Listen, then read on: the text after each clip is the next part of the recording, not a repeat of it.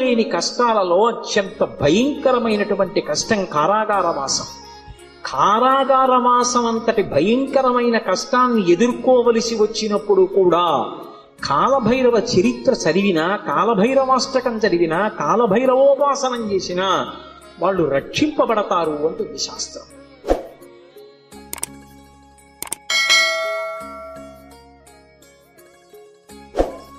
అంత అద్భుతమైనటువంటి మూర్తి ఆ కాలభైరవుడు. సాక్షాత్ పరమేశ్వరుడే కాలభైరవుడిగా ఆవిర్భవించాడు ఒకానొకప్పుడు. కాలభైరవావతారంలో ఆయన లోకానికి కొన్ని మర్యాదలు నేర్పాడు. అందుకే ఒకప్పుడు అందరికీ ఎలా అతిశయం కలుగుతూ ఉంటుందో, గర్వం కలుగుతూ ఉంటుందో, అలా త్రిమూర్తుల యందు కూడా ఇటువంటి పోకడ ఒకటి రజోగుణ సంబంధమైనటువంటి వారి యందు కలుగుతూ ఉంటుంది. సృష్టికర్త అయినటువంటి చతుర్ముఖ బ్రహ్మగారు సహజంగా రజోగుణ తత్వంతో ఉంటాడు. అందుకే ఎరుపు రంగుతో ఉంటాడు. ఆయనకి ఒకప్పుడు ఎందుకో ఒక భావన కలిగింది. ఆయనకి 5 తలలు ఉండేవి. నాకు 5 తలలు, పరమశివుడికి 5 తలలు, సద్యోజాత అఘోర తత్పురుష వామదేవ ఈశానములని 5 తలలు ఆయనకి. నాకు 5 తలలు, నాకంటే బ్రహ్మగారికి 5 తలలు. నాకు శంకరుడికి ఏం తేడా? మేమిద్దరం సమానం, నేనే సృష్టిలో అధికుడు అని వేదములను పిలిచి అడిగాడు. నేనా కాదా అన్నాడు. ఋగ్వేదము, సామవేదము, యజుర్వేదము, అథర్వణ వేదము కూడా నువ్వు కాదు, పరమశివుడే సృష్టికంతటికి కూడా మహాపురుషుడు, ఆయననే వేదములన్నీ కొలుస్తున్నాయని చెప్పి ఆయన అంగీకరించలేదు. ఆయన అహంకారం తగ్గించడానికి శంకరుడు సభలోకి ప్రవేశించాడు. ప్రవేశిస్తే ఒక్కొక్కసారి అతిశయం, గర్వం అనేటటువంటిది కలగకూడదు, కానీ అది కలిగితే ఎంతటి వారిని కూడా ఎలా పడగొట్టేస్తుంది అన్నదానికి ఈ ఆఖ్యానాలన్నీ వస్తాయి. రామకృష్ణ పరమహంస ఒక అద్భుతమైన మాట చెప్పేవారు. ఒకప్పుడు ఒక మహారాజు గారు ఒక భద్రగజం మీద ఎక్కి వస్తున్నాడు. భద్రగజం అంటే ఎంత ఉంటుంది? గురువాయూరులో రాత్రి కృష్ణుడి ఆలయం చుట్టూ ప్రదక్షిణం చేస్తాయి ఏనుగులు, అందులో భద్రగజాలు వస్తాయి. భద్ర అనే జాతికి చెందినటువంటి ఏనుగులు. అసలు ఆ ఏనుగుని చూస్తే ఓ పెద్ద కొండ శిఖరం నడిచి వెడుతున్నట్టు ఉంటుంది. వచ్చి వరుస క్రమంలో నిలబడతాయి గుడి చుట్టూ. అది ఎక్కాలంటే నిచ్చినేసుకుని ఎక్కాలి. కానీ ఎంత క్రమశిక్షణగా ఉంటాయంటే దాని కుంభస్థలం మీద కృష్ణ పరమాత్మ విగ్రహం పెడతారు. పెట్టి అర్చకుడు ఎక్కడానికి వచ్చినప్పుడు అది కాలు చాపి ఈ సంధి భాగం బయటికి వచ్చేటట్టుగా, ఎముక పైకి వచ్చేటట్టుగా ఉంచుతుంది. ఉంచి తల ఇలా పెడుతుంది. పరిగెత్తుకుంటూ వచ్చి అర్చకుడు దాని చెవి పట్టుకొని ఈ సంధి భాగమునందు ఎగిరి కాలు పెట్టి మెట్లెక్కినట్టుగా దాని శరీరం మీద ఎక్కేసి కుంభస్థలం మీద కూర్చుంటాడు. అంతెత్తునుంటుంది భద్రగజం. అది దగ్గర నుంచి వెడుతూ ఉంటేనే ఉద్విగ్నత కలుగుతుంది. అటువంటి భద్రగజం ఎలా ఉంటుందో అంత ఎత్తున ఉండేటటువంటి స్వరూపమైతే భద్రగజంలా నడుస్తున్నాడు రా అంటారు. అలా ఒక మహారాజు అటువంటి భద్రగజం మీద వెళ్ళిపోతున్నాడు రాజవీధిలో. అటువంటి ఏనుగు వస్తోందంటే దాని ఒక్కొక్క కాలు ఇంతంత లావును ఉంటుంది. పాదం ఎత్తి వేస్తే గుండ్రంగా ఉంటుంది. ఏ ప్రాణైనా అణిగిపోతుంది. అందుకని అన్ని పక్కలకు పోతాయి. అటువంటి ఏనుగు వస్తుంటే కన్నంలోంచి ఓ చిరుకప్ప ఒకటి పైకొచ్చి కప్ప కాలెత్తింది. కాలెత్తి చెయ్యి బుద్ధి లేని ఏనుగా పక్కకి పో అని ఆశ్చర్యపోయారు. రామకృష్ణ పరమహంస శిష్యుడు నిలబడున్నారు అక్కడ. వాళ్ళకి సిద్ధులున్నాయి. ఆ శిష్యుడు చూసి గురువుగారి వంక తిరిగి అన్నాడు, హే బ్రహ్మన్, ఒక భద్రగజం వస్తోంది, దాని మీద మహారాజు వస్తున్నాడు. ఒక కప్ప కన్నంలోంచి బయటకు వచ్చి ఏనుగు మీద కాలెత్తి పక్కకు పోతావా పోవా అంటోంది. దీనికి బుద్ధిహీనత, అతిశయమా? ఎందుకు ఇలా కాలెత్తిందని అడిగారు. అడిగితే పరమహంస ఒక్క నిమిషం కళ్ళు మూసుకొని కళ్ళు తెరిచి అన్నారు, ఇవాళ సాయంకాలం ఈ రహదారి నుంచి ఒక జేబుకి చిల్లు ఉన్నటువంటి లాల్చీ వేసుకున్న వ్యక్తి వెళ్ళాడు. ఆయన జేబులో 4 పావలాకాసులున్నాయి. పావలాకాసు చిన్నగా గుండ్రగా ఉంటుంది కదూ, ఆ కన్నంలోంచి జారి పావలాకాసు కింద పడింది. కింద పడిన పావలాకాసు దుల్లుకుంటూ ఆ కన్నంలోకి వెళ్ళింది. కన్నంలో కప్ప ఉంది. కప్పకి పావలాకాసు దొరికింది. ఇప్పుడు కప్ప దగ్గర పావలా ఉంది కదూ, ఏనుగు మీద కాలెత్తింది. పావలా ఉన్న కప్ప ఏనుగు మీద కాలెత్తితే అన్నీ ఉన్నాయనుకున్న నాబోటిగాడు విర్రవీగితే అందులో అతిశయం ఎంత విచిత్రమైన లక్షణాన్ని కల్పిస్తుందో చూడండి. బ్రహ్మగారి అంతటి వాడికి ఒకప్పుడు ఈ ఆవేశం వచ్చింది. ఎందుకు అంటే తలల సంఖ్య లెక్క పెట్టాడు. నాకు 5, నీకు 5. ఇదే బ్రహ్మగారి కౌశికీ వృత్తాంతంలో పార్వతీదేవి దగ్గర అంత వినయంతో మాట్లాడాడు. ఒకనాడు నా నొసటి నుంచి పైకి వచ్చావు, నాకు పుత్రసముడివి, నా కాళ్ళు పట్టుకు నమస్కరించు, ఆశీర్వదిస్తా అన్నాడు. శంకరుడు చూశాడు, ఓహో చాలా ఉద్ధతితో ఉన్నాడు, అహంకారంతో ఉన్నాడు.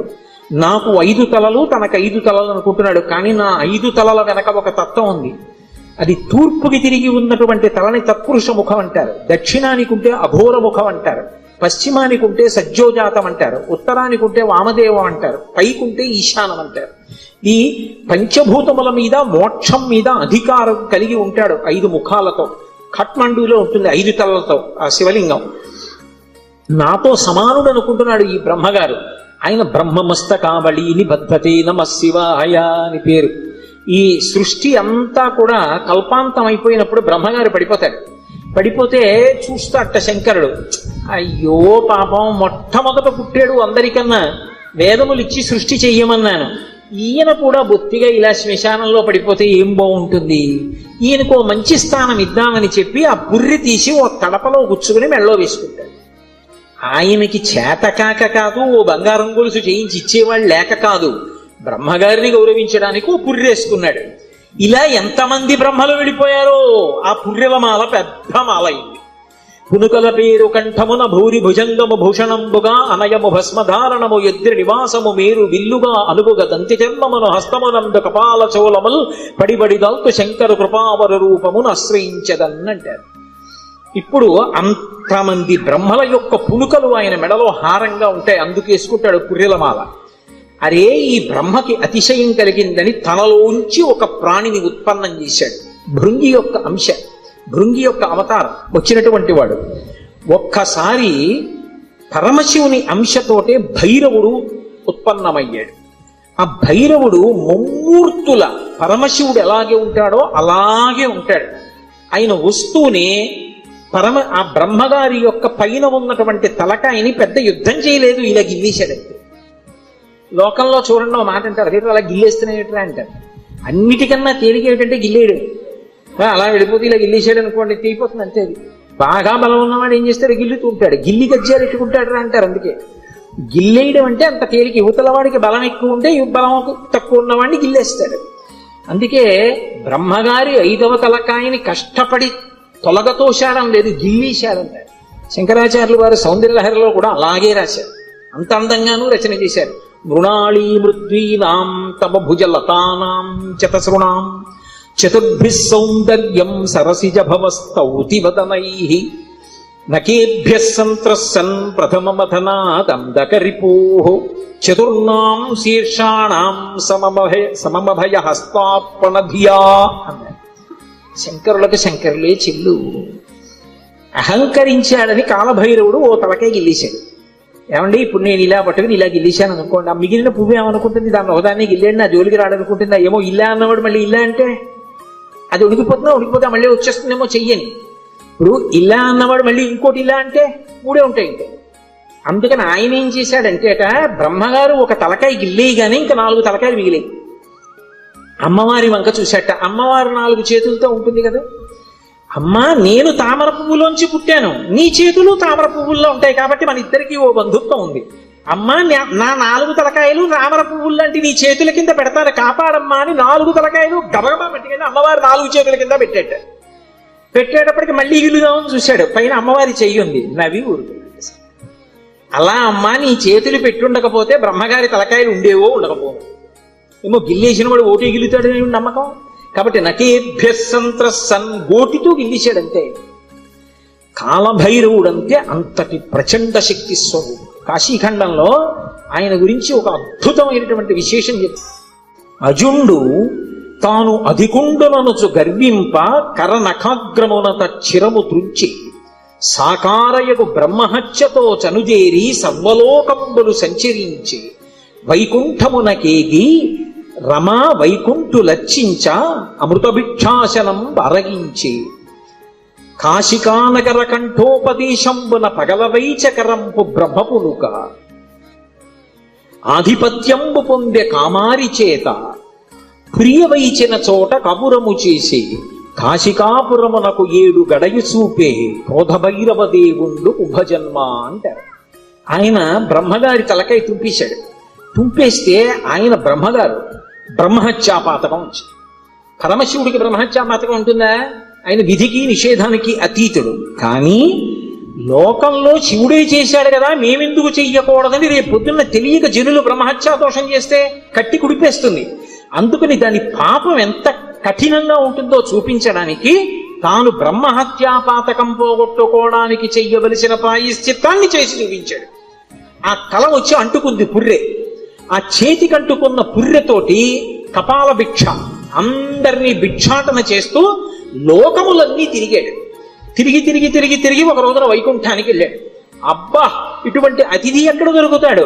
ఊరక రారు మహాత్ములు మా రథముల ఇండ్ల కడకు వచ్చుటెలెల్లం కారణము మంగళములకు మీరొచ్చుట శుభమాకు నిజము మహాత్మా అంటాడు నందుడు గొర్గుడు వస్తే దశమస్కంధంలో. అలా గబగబా పరిగెత్తుకొచ్చి లోపలికి పిలిచి శ్రీమన్నారాయణుడు లక్ష్మీదేవి కూర్చోపెట్టి ఆయనకి ఆతిథ్యం ఇచ్చారు. ఆ ఆతిథ్యం ఇచ్చినప్పుడు ఏదో లౌకికంగా ఉండినటువంటి అన్నం పెట్టలేదు. భిక్షాన్నంగా ఏం పెట్టారంటే మనోరథము అనబడేటటువంటి ఒక అద్భుతమైనటువంటి అమృతం ఉంటుంది. అది ఒక్క వైకుంఠంలో వాళ్ళ దగ్గరే ఉంటుంది. ఆ అమృత రసాన్ని పెట్టారు.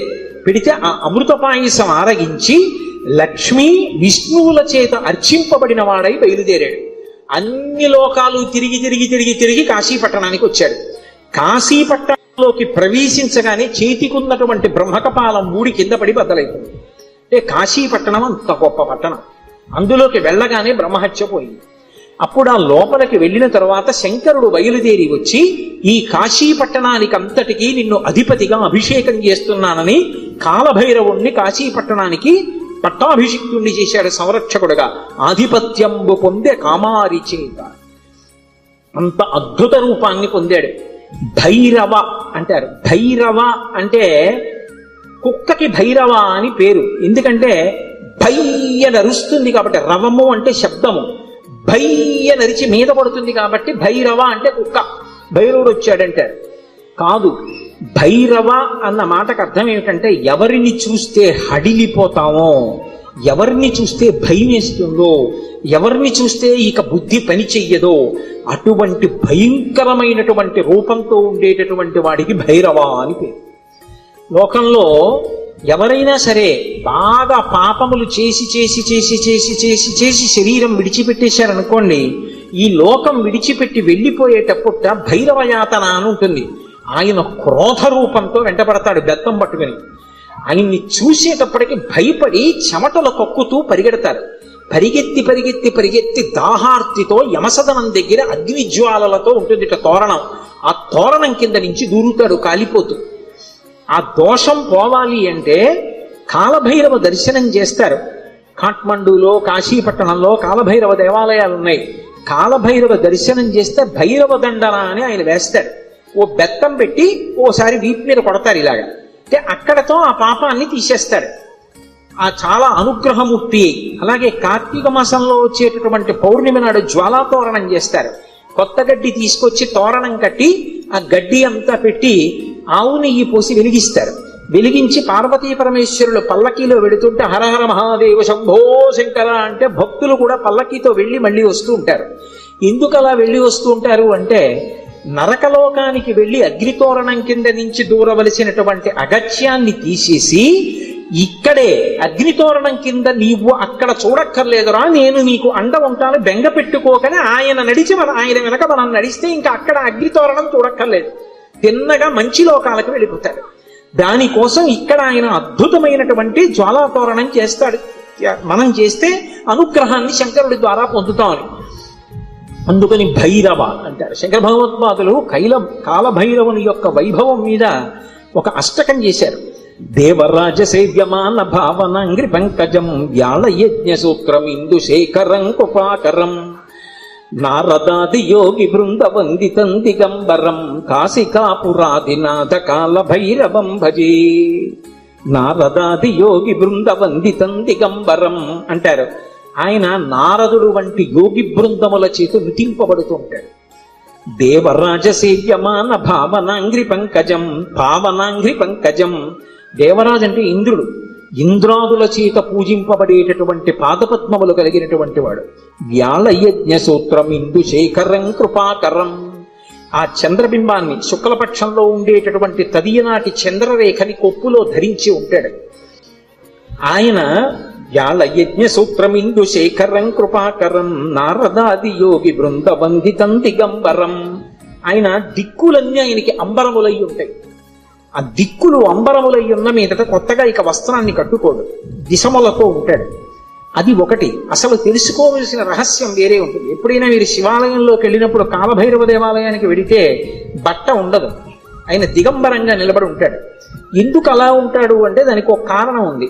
అంబరము దేనికి కట్టుకుంటారు అంటే, వస్త్రము కట్టుకున్నాడు అన్న మాటకి తాత్వికమైనటువంటి అర్థం ఏమిటి అంటే, లజ్జ పొంది ఉన్నారు, ఎవరు తనని చూసి సంతోషించాలో వాళ్ళు మాత్రమే సంతోషించాలి తప్ప అన్యులు తనని ఇంకొకలా చూడకుండా ఉండడానికి వస్త్రం కట్టుకుంటారు. సభాముఖంగా అంతకన్నా మాట్లాడకూడదు. బట్ట దేనికి కట్టుకుంటారు అంటే, ఏ పురుషుడు తనని ఎలా చూడాలో అలాగే చూడాలి. భర్త అయితే దాని అవసరం లేదు, భర్త కానివాడు ఇంకొకలా చూడ్డానికి వీల్లేదు. అంబరము ధరించి ఉంటారు. అంబరము భక్తికి సంకేతం. భక్తి అంబరమును కట్టుకుంటారు. భక్తి అంబరం కట్టుకుంటే పురుషుడి చేత ఆకర్షింపబడతాడు. ఎవరా పురుషుడు? ఒక్కడే పురుషుడు. పతిం విశ్వస్యాత్మేశ్వరగం శాశ్వతగం శివమచ్యుతం. ఆ భగవంతుడు ఒక్కడే పురుషుడు. ఆధ్యాత్మిక సంప్రదాయంలో అందరం స్త్రీలమే. మనందరికీ పతి ఆయన. ఆయన కొరకు భక్తి అన్న బట్ట కట్టుకుంటాం. అసలు పరమేశ్వరుడు ఎవరి కోసం కట్టుకోవాలి? ఎవరి పట్ల భక్తితో ఉండాలి ఆయన? ఆయన ఎవరిని పొందాలైన? ఆయన పొందడానికి ఇంకెవరు లేరు, అందరూ ఆయన్ని పొందుతారు. అందుకే ఆయన బట్ట కట్టుకోడు. అంటే భక్తి అన్న నంబరం ఆయన కట్టుకోక్కర్లేదు, అందుకు దిగంబరుడు. ఆ దిగంబర అన్న మాటను అలా అర్థం చేసుకోవాలి. అందుకే యోగి సంప్రదాయంలో ఈ దిగంబర అన్న మాట మీకు కనపడుతూ ఉంటుంది. కాబట్టి నారదాది యోగి బృంద వందితం దిగంబరం కాశికాపురాధినాథ కాలభైరవం భజే. అటువంటి కాలభైరవుణ్ణి నేను భజిస్తున్నాను. భానుకోటి భాస్వరం భవాబ్ది తారకం ప్రభుం నీలకంఠమీప్సితార్థదాయకం త్రిలోచనం కాలకాలమంబుజక్షమక్షశూలమక్షరం కాశికాపురాధినాథ కాలభైరవం భజే. ఇప్పుడు నేను అష్టకం అంతా ఎక్కడ చెప్పాను? భానుకోటి భాస్వరం, కోటి మంది సూర్యులు ఉదయిస్తే ఎలా ఉంటుందో ఆయన కాంతి అలా ఉంటుంది. భవాబ్ది తారకం ప్రభుం, సంసారం అనే సముద్రాన్ని దాటించేస్తాడు ఆయన పాదాలు పట్టుకుంటే. నీలకంఠమీప్సితార్థదాయకం త్రిలోచనం, నీలకంఠుడై హలాహల భక్షణం చేసినటువంటి శంకరుడై లోకములను అనుగ్రహించగలిగిన వాడై భక్తజనుల యొక్క ఈప్సితములను తీర్చగలిగిన వాడై ఉంటాడు. నీలకంఠమీప్సితార్థదాయకం త్రిలోచనం కాలకాలమంబుజక్షమక్షశూలమక్షరం, చేతిలో అక్షమాల పట్టుకుని జ్ఞానాన్ని ఇవ్వగలిగిన వాడై ఉంటాడు. అందుకే అక్షమాల అంటే ధ్యాన స్థితిని కటాక్షిస్తాడు. పుస్తకాలు చదవడం గొప్ప కాదు, ధ్యానం చేయగలిగి ఉండాలి. ఆ మనస్సు చెప్పినప్పుడు మాట వినాలి. పిలవగానే మనసు వెనక్కొచ్చి ఎవరిని చూడమంటున్నానో వాళ్ళని చూడాలి.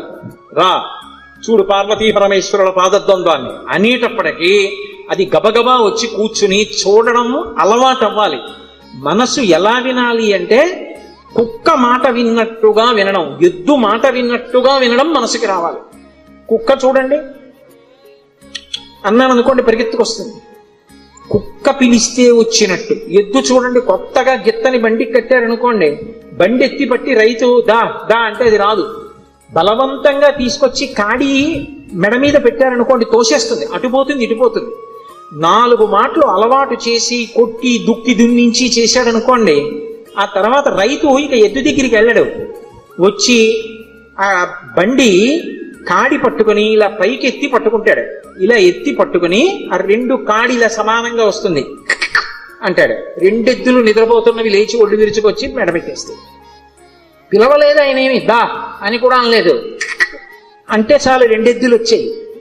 అలా అన్నంత మాత్రం చేతనే ఎద్దులు వచ్చేస్తుంటే సాధన చేత మనసు వెనక్కి రావడం రావద్దు, రావాలి. అలా వచ్చేటట్టు చెయ్యగలిగిన వాడు, సాధనా బలాన్ని అనుగ్రహించగలిగిన వాడు కాలభైరవుడు.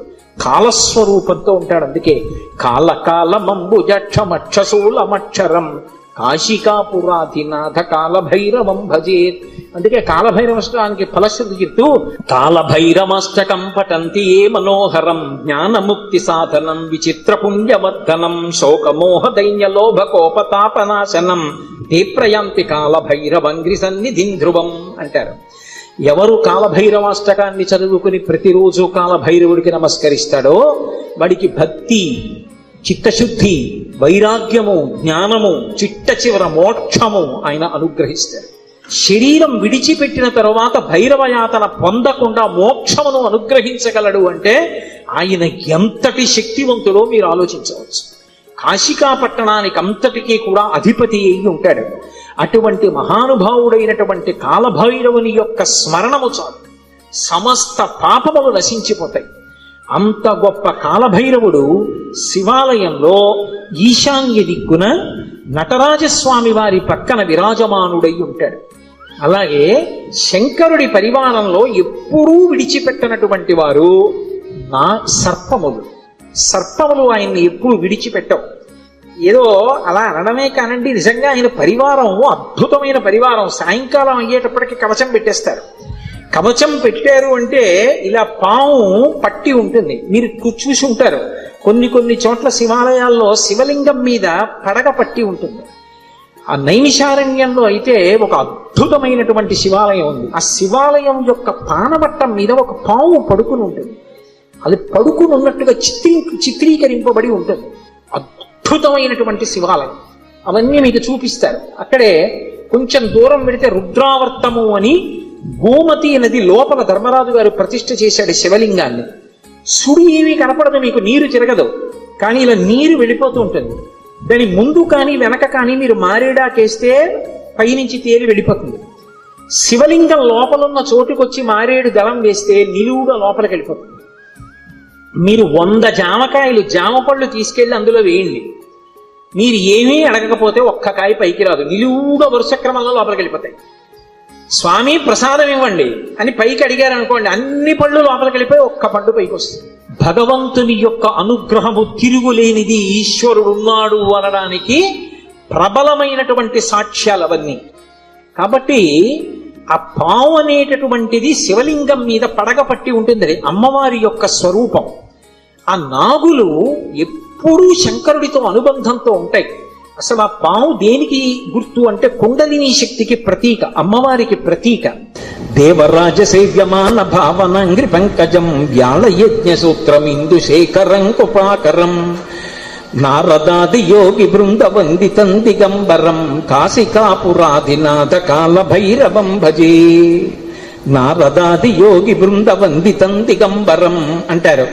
ఆయన నారదుడు వంటి యోగి బృందముల చేత నుతింపబడుతుంటాడు.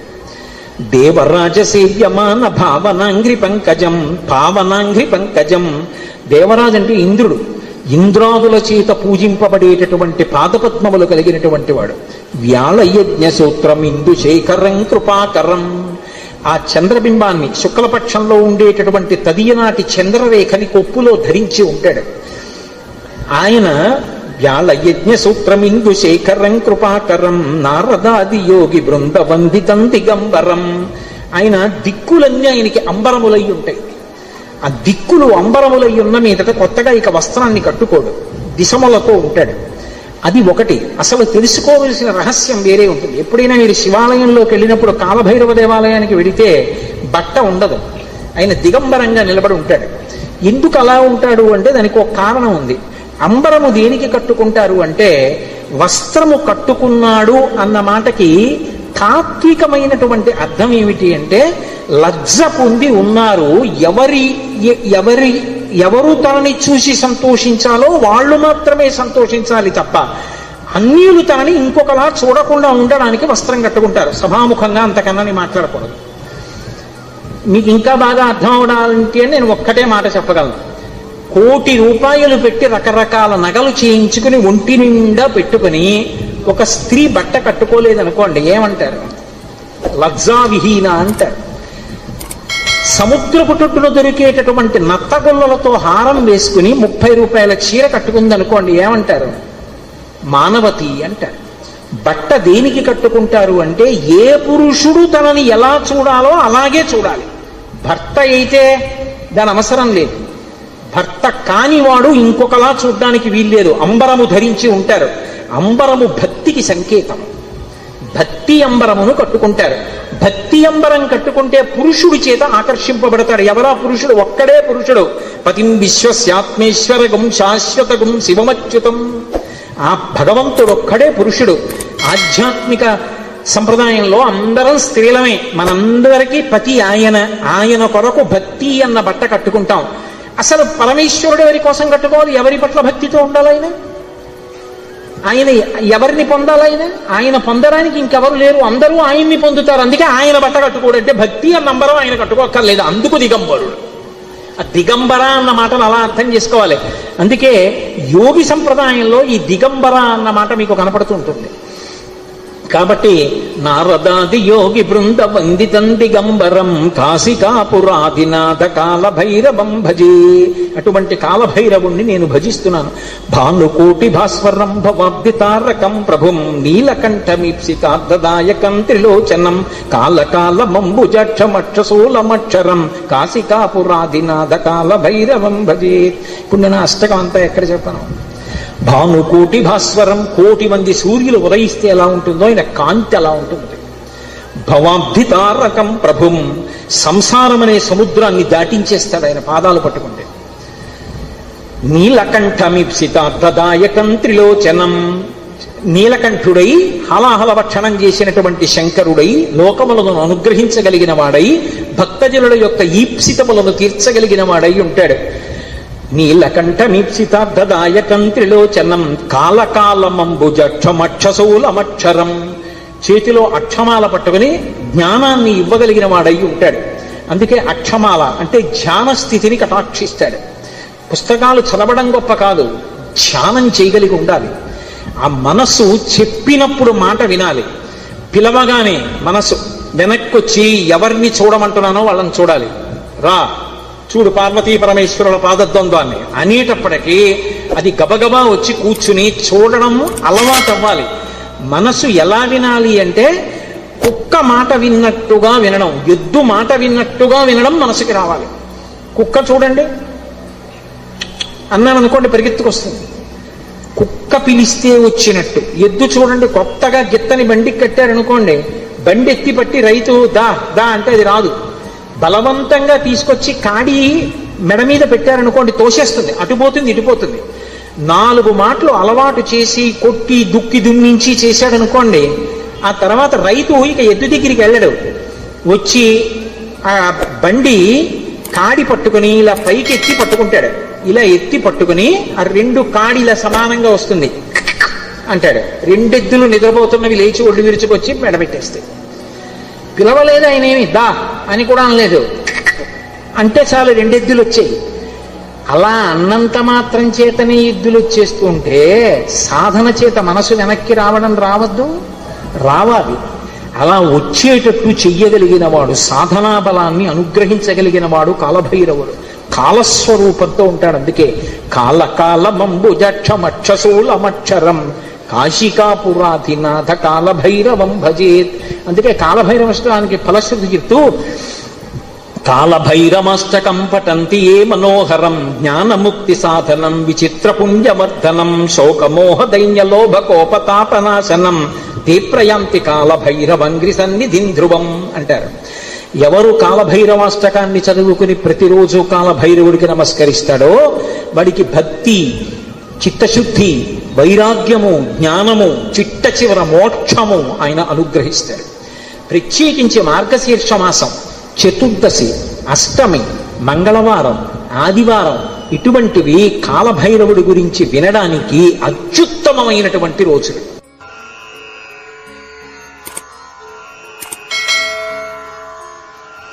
కాలభైరవష్టానికి ఫలశ్రుతి చెప్తూ కాలభైరమష్టకం పఠంతి ఏ మనోహరం జ్ఞానముక్తి సాధనం విచిత్రపుణ్యవర్ధనం శోకమోహ దైన్యలోభకోపతాపనాశనం తీప్రయాంతి కాలభైరవంగ్రి సన్నిధిం ధ్రువం అంటారు. ఎవరు కాలభైరవాష్టకాన్ని చదువుకుని ప్రతిరోజు కాలభైరవుడికి నమస్కరిస్తాడో వాడికి భక్తి, చిత్తశుద్ధి, వైరాగ్యము, జ్ఞానము, చిట్ట చివర మోక్షము ఆయన అనుగ్రహిస్తాడు. ప్రత్యేకించి మార్గశీర్ష మాసం, చతుర్దశి, అష్టమి, మంగళవారం, ఆదివారం ఇటువంటివి కాలభైరవుడి గురించి వినడానికి అత్యుత్తమమైనటువంటి రోజులు. కారాగారవాసం లాంటి ఆపదని కూడా తప్పిస్తాడు. శరీరం విడిచిపెట్టిన తరువాత భైరవయాతన పొందకుండా మోక్షమును అనుగ్రహించగలడు అంటే ఆయన ఎంతటి శక్తివంతుడో మీరు ఆలోచించవచ్చు.